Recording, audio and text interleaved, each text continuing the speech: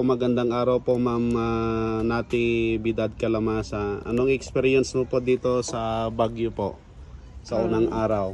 Sa unang araw, maulan siya. Ay, Tapos, ginabi kami sa SM. Ang hirap manguha ng taxi.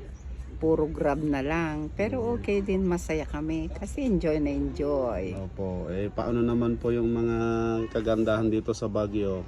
Saan na yung unang araw nyo? Saan po kayo nagpunta? Sa SM. SM. Anong meron po sa SM? Ay, marami. Sarit-sari. May kainan. Ayun. May department Ano store. pong binili nyo sa SM? Bumili po ako ng dalawang... Pasalubong kay darling nyo po? Ay, wala pa po. Wala akong Kay pinasalubong. paboritong manugang? Wala pa rin po. Kasi nga, short. Short na. Nabangkarote na po Nabang- ako.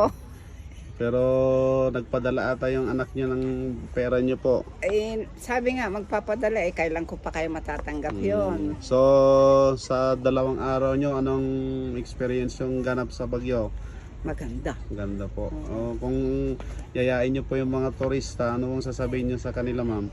Oh, Dito po, tingin po kayo sa camera.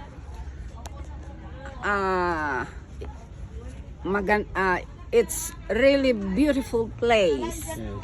Yes. One of the greatest city of the Philippines. Yes.